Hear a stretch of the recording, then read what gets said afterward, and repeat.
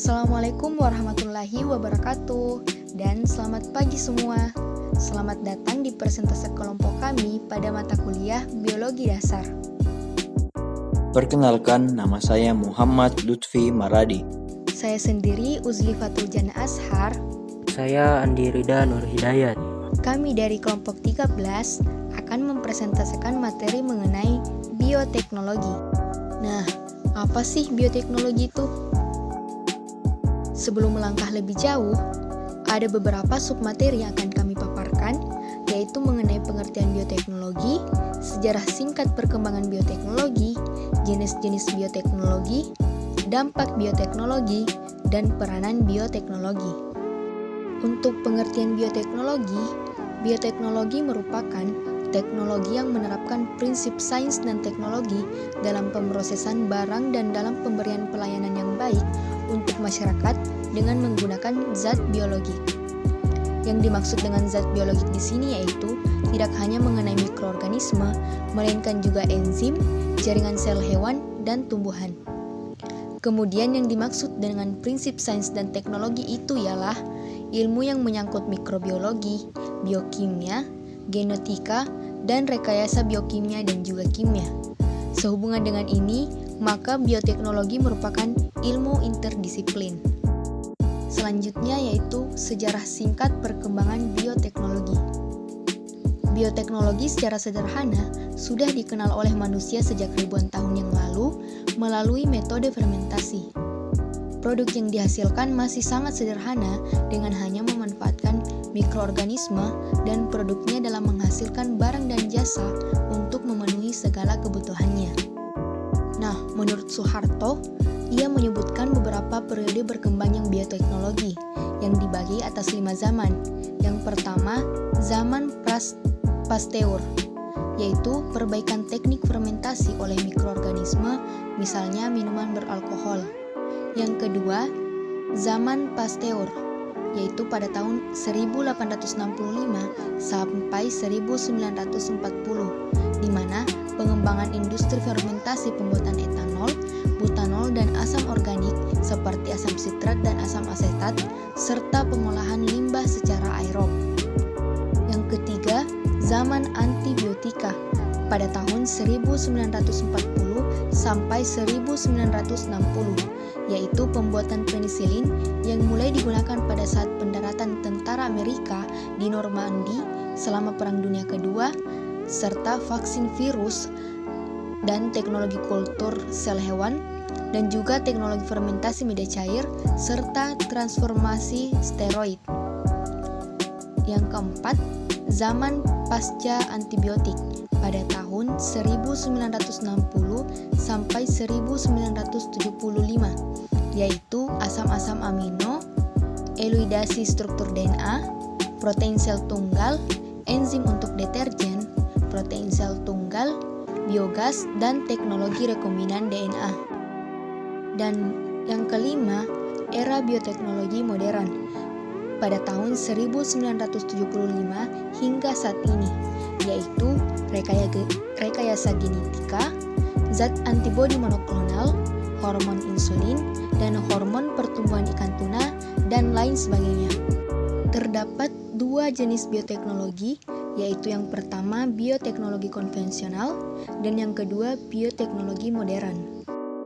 Bioteknologi konvensional atau disebut juga bioteknologi tradisional masih menggunakan teknik dan peralatan yang sederhana. Pada proses bioteknologi ini mengandalkan jasa mikroba untuk menghasilkan produk yang dibutuhkan manusia melalui proses fermentasi. Bioteknologi konvensional memiliki manfaat, yaitu meningkatkan nilai gizi dari produk-produk makanan dan minuman, menciptakan sumber makanan baru, dapat membuat makanan lebih tahan lama, dan secara tidak langsung dapat meningkatkan perekonomian rakyat karena bioteknologi sederhana tidak banyak membutuhkan biaya sehingga masyarakat kecil bisa melakukan dan menjual hasilnya untuk keperluan hidup sehari-harinya. Contoh bioteknologi konvensional yaitu tempe, kecap, keju, dan tape. Tape terbuat dari ketela pohon difermentasikan dengan ragi. Ragi merupakan mikroorganisme yang dapat menghasilkan enzim untuk mengubah zat tepung menjadi gula. Selanjutnya gula diubah menjadi alkohol. bila disimpan lama, alkohol akan diubah menjadi asam oleh bakteri asam cuka. Tempe. Bahan dasar untuk membuat tempe adalah kacang kedelai.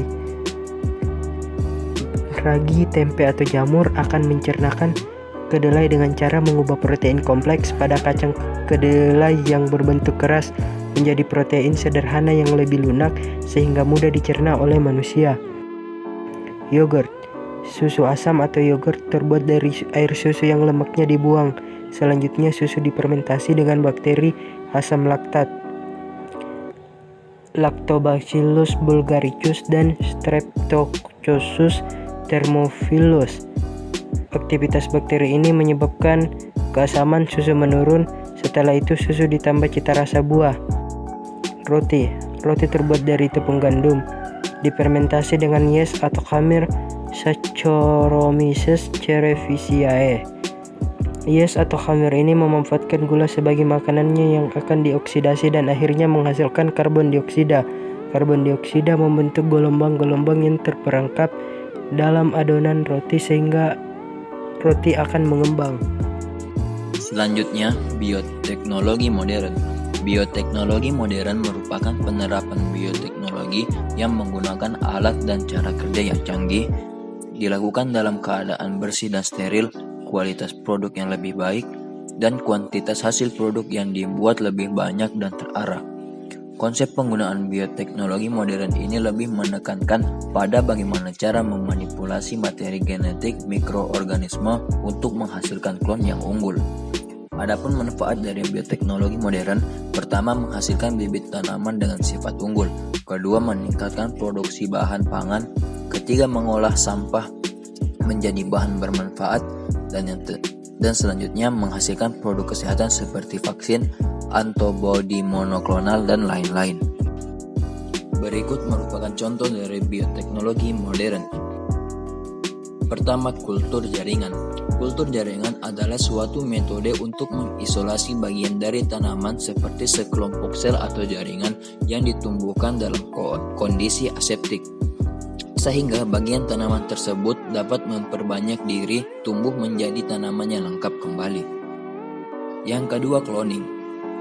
Cloning digunakan untuk menghasilkan individu yang secara genetik identik dengan induknya. Proses cloning dilakukan dengan cara memasukkan inti sel donor ke dalam sel telur yang telah dihilangkan inti selnya. Selanjutnya, sel telur tersebut diberi kejutan listrik atau zat kimia untuk memacu pembelahan sel. Ketika klon embrio telah mencapai tahap yang sesuai, embrio dimasukkan ke dalam rahim hewan betina yang sejenis. Hewan tersebut selanjutnya akan mengandung embrio yang ditanam dan melahirkan anak hasil cloning. Kemudian contoh yang ketiga yakni hidroponik. Hidroponik merupakan teknik bercocok tanam atau budidaya tanaman yang menekankan pada pemenuhan kebutuhan nutrisi bagi tanaman dengan memanfaatkan air tanpa menggunakan media tanah. Ada beberapa dampak dari bioteknologi, diantaranya yaitu dampak lingkungan, dampak sosial ekonomi, dan dampak kesehatan. Dampak terhadap lingkungan. Adapun dampak positifnya yaitu yang pertama, mengurangi penggunaan pestisida, yakni dengan ditemukannya tumbuhan yang tahan terhadap serangga.